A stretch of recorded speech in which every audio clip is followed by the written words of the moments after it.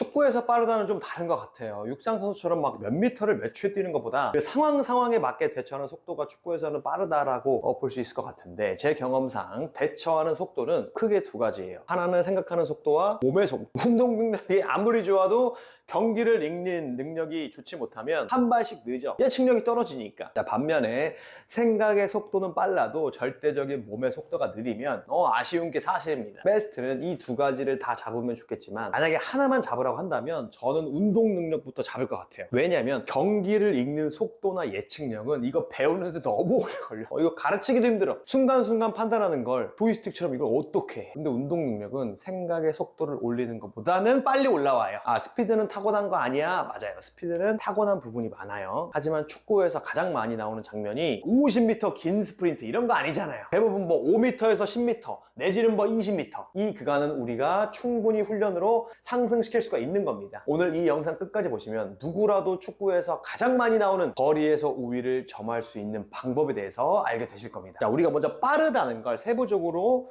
정리해 볼 필요가 있을 것 같아요. 우리가 빠르다고 할 때 이런 말 자주 합니다. 와, 제 스피드 좋다. 와, 제 순발력 좋다. 오, 제 민첩성 좋은데? 막 이렇게 한단 말이야. 그죠? 그러니까 이거를 우리가 개념 정리를 제대로 한번 하고 갈게요. 야, 호남이 스피드 좋다라고 할 때 이 스피드는 뭐냐면 내가 몇 미터를 몇 초에 뛰냐 이거예요. 이 능력을 스피드 능력이라고 하는 겁니다. 너 100m 몇 초 뛰어? 너 50m 몇 초 뛰어? 이런 거. 특정한 거리를 몇 초에 뛸 수 있는지 능력이보다 스피드라고 하더라. 단거리 스피드, 장거리 스피드 많이 하잖아요. 그럼 민첩성은 뭔가요? 민첩성은요, 내가 100m를 뛰다가 갑자기 막 공이 날라오거나 장애물이 날라왔을 때 그거를 피하는 속도가 민첩성이에요. 그러니까 쉽게 얘기해서 반응 속도 얘기하는 거예요. 그러니까 민첩하다는 건 스피드랑 비슷한 것 같지만 또 다른 거야. 우리가 스피드가 빠르더라도 실제 몸이 민첩하지 못하는 선수 꽤 많이 보거든요. 실제로 반응 속도가 느린 선수가 진짜 많아요, 경기장 안에서. 그러니까 동물로 비유하자면 이런 겁니다. 자, 고양이와 말 중에 스피드가 누가 더 빠를까요? 말이 더 빠르겠죠, 그죠? 말이 최대 속도가 뭐 65km 정도라고 하고요, 고양이가 48km라고 합니다. 근데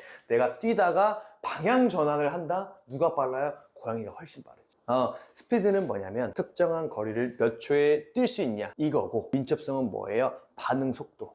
이 두 개는 완전히 다른 개념이다. 그러니까 스피드가 빠르다고 해서 민첩성이 좋은 건 아니고, 민첩성이 좋다고 해서 스피드가 빠른 게 100%는 아니다. 그럼 이 순발력은 뭐냐? 순발력은요, 순간적으로 낼 수 있는 힘은 이거를 의미하는 거예요. 내가 볼이 와서 반응을 딱 했어. 근데 그 반응을 했을 때 그 찰나에 낼 수 있는 힘, 그게 뭐다? 순발력이다. 그러니까 이게 다 비슷한 것 같은데 듣고 보면 완전히 다른 개념이에요. 야, 호남, 근데 이게 뭐가 중요하냐? 그냥 빠르면 되지 라고 하실 수 있을 것 같은데, 아니야.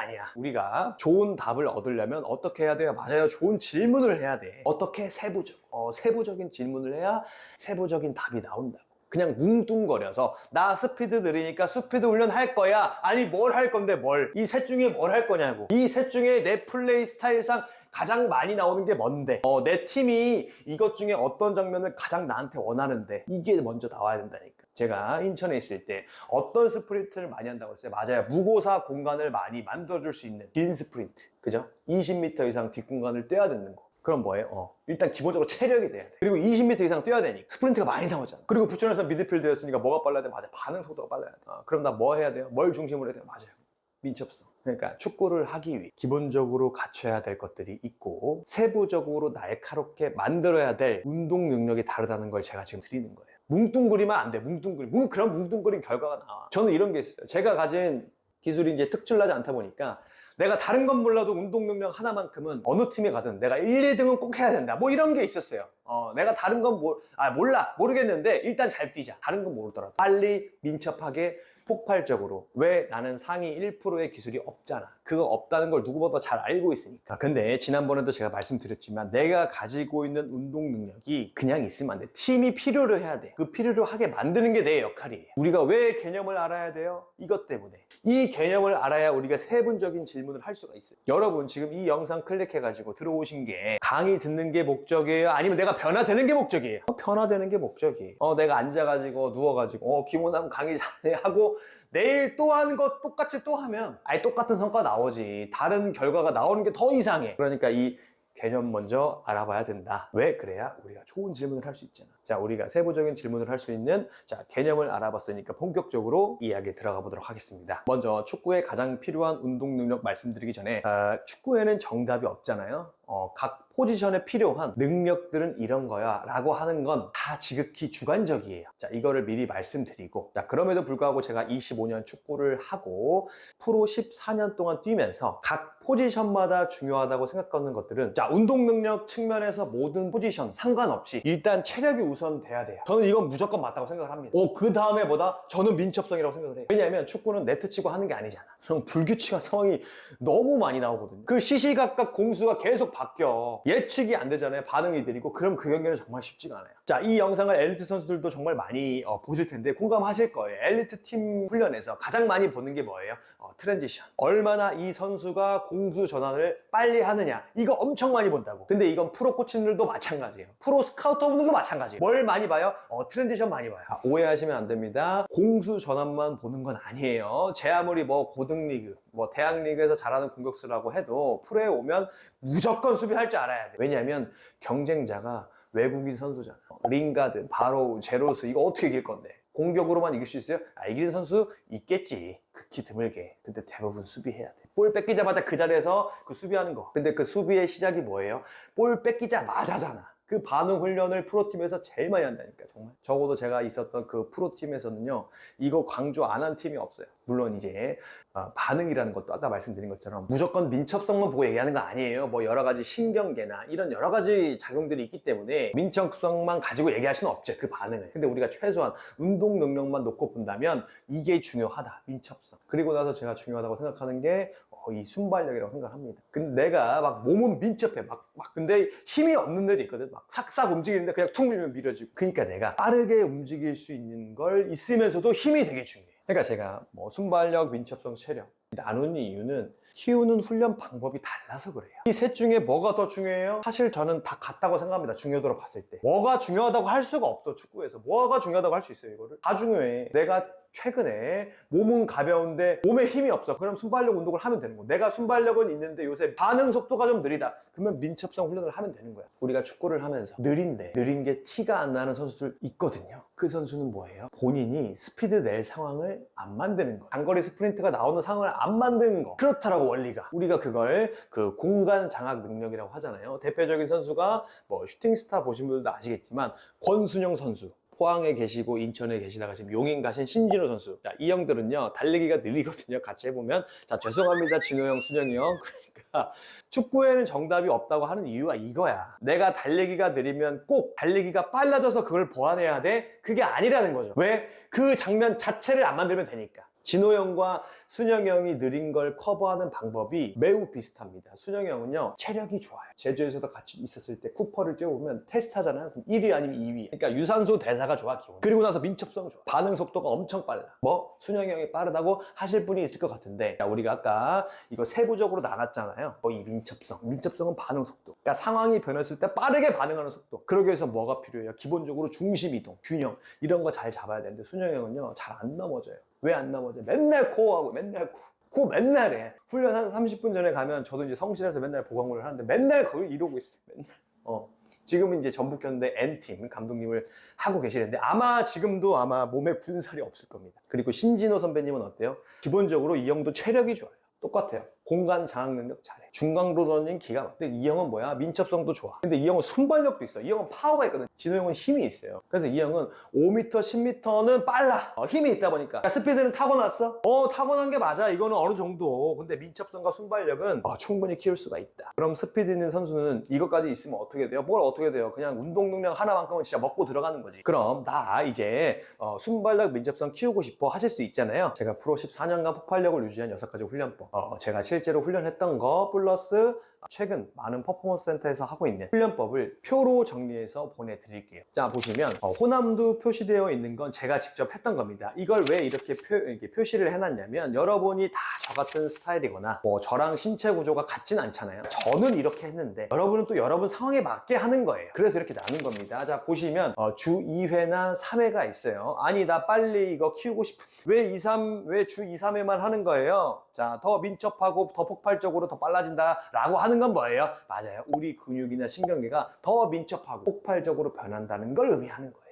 훈련을 통해서 내 근육이 어떻게 형성되는지 알아볼 필요가 있다 없다? 무조건 있다. 왜? 아니 왜 커지는지를 모르는데 어떻게 키워요, 그죠? 왜 빨라지는지를 모르는데 어떻게 키워? 그러니까 우리가 흔히 착각하는 게 이거예요. 내가 웨이트를 했다, 웨이트를 막 했어. 그럼 막 몸이 좀 펌핑이 되잖아요, 그죠? 그럼 이제 옆에 친구한테 얘기해줘. 야 이거 만져봐.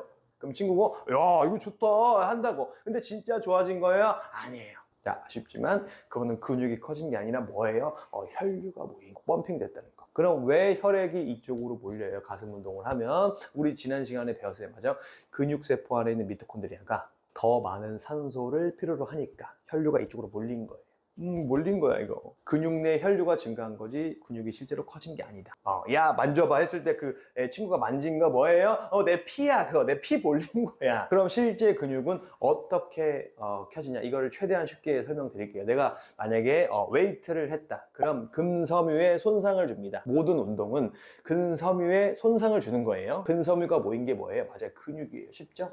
근섬유가 손상되면 염증 반응이 일어나요. 사이토카인 같은 친구들. 그럼 면역세포들한테 야 근섬유 다쳤어 빨리 와 신호를 보냅니다. 그러면 면역세포들이 와서 손상 부위를 청소하고 염증을 조절해요. 그걸 본 근육에 붙어있는 줄기세포들이 와서 근아세포로 바뀌어요. 그래서 이제 근섬유에 결합해서 새로운 근섬유를 만들거나 기존 근섬유를 회복시키는 거예요. 근데 이제 여기서 중요한 게 뭐냐면 뇌에 있는 그 운동 누런이 신호를 보내서 우리가 움직이는 거잖아요. 근데 그 친구들이 말하는 거야. 야 저번에 김호남이 20kg 들다가 근섬유 손상 갔잖아. 저 김호남 하는 짓거리 보니까 이거 또 할 것 같거든. 그러니까 김호남이 20kg 들었을 때 그 부하를 줘도 안 다칠 만큼 근육을 발달시키자. 그래서 우리 근육이 이전보다 더 커지는 게 근성장의 원리입니다. 하나도 안 어려워, 하나도. 그럼 이제 우리가 알 수 있잖아요. 내가 순발력 훈련을 하고 빈첩성 훈련을 할 때 근육이 형성되는 거예요? 아니에요. 훈련은 손상이고 회복 단계에서 근육이 성장하는 거야. 근데 그때 이때 뭐가 필요해? 맞아요, 단백질. 우리가 먹는 계란, 고기, 생선, 단백질 쉐이크. 실제로 우리가 운동을 하면 테스토스테론, 남성 호르몬이 분비가 돼서 단백질과 결합하고 근육 성장에 도움을 줘요. 여성분들은 상대적으로 테스토스테론 분비가 적으니까 근육이 상대적으로 덜 커지고, 남성분들 특히 나이 먹을수록 호르몬 분비 줄어서 근육 빠지고 기초대사량 내려가고 살찌는 거예요. 근데 그 남성 호르몬의 재료가 뭐예요? 맞아요, 콜레스테롤. HDL, LDL 이거 나누는데 그냥 이제 있는갑다 하고 듣기만 하세요. 근데 좋은 콜레스테롤 계란 노린자에 많아요. 흰자는 단백질이고 노린자는 호르몬 재료예요. 계란도 싸잖아요. 그래서 제가 매달 아침마다 계란 먹는 거예요. 지금도 먹고 있어요. 왜 식습관이 중요할까요?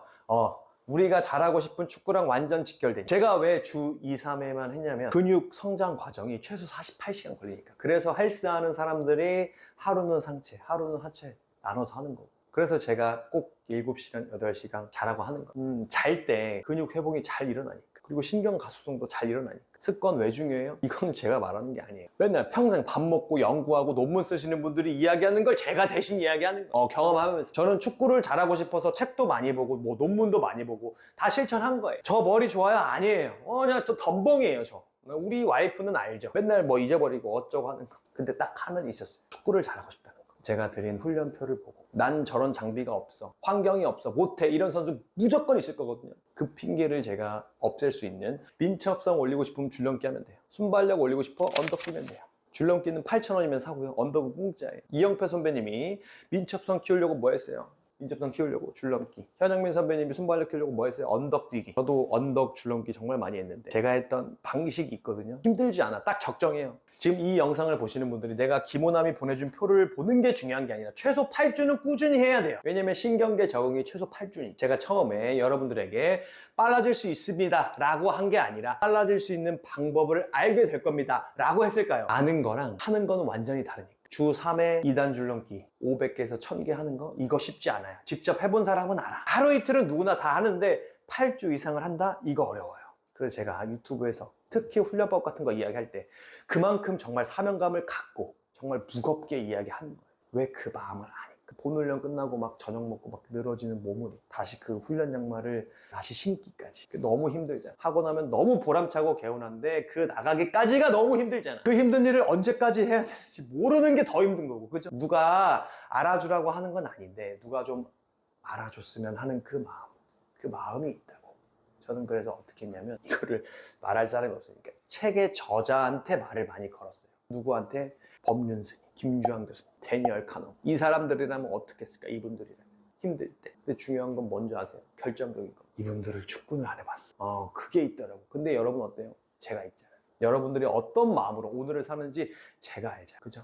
뭐만 보면 알아요. 여러분들이 지금 남들 쇼츠나 뭐 릴스 뭐 볼 때 뭐라도 하나 배워보려고 지금 이 영상을 보고 있는 거잖아요. 오늘 이 영상이 내 순발력, 내 민첩성 올리는데 단 1이라도 도움되는 마음으로 보는 거잖아. 내 축구 성장을 위해서. 제가 할 수 있는 거 뭐예요? 25년간 엘리트 운동을 했던 경험자로서 여러분들에게 가장 효과적으로 할 수 있는 운동법을 제시하고 그걸 실천하게 할 수 있다는 것을 도와주는 거. 그게 제가 하고 있는 일이고, 근데 유형이 다 달라. K4 리그 득점한 김동률 선수처럼 유튜브 영상만 보고 배운 걸 실천해서 성과를 내는 선수가 있는가 하면 세세하게 잡아줘야 변화가 되는 선수들도 있다는 거죠. 근데 걱정하지 않아도 되는 게 내가 어떤 부류의 선수든 그건 중요하지 않아요. 나는 결국 변했어. 이게 우리의 궁극적인 목표니까 그거 달성할 수 있어요. 저는 조금 돌아갔지만 여러분은 덜 돌아가게 앞으로도 최선을 다해 연구하겠습니다. 감사합니다.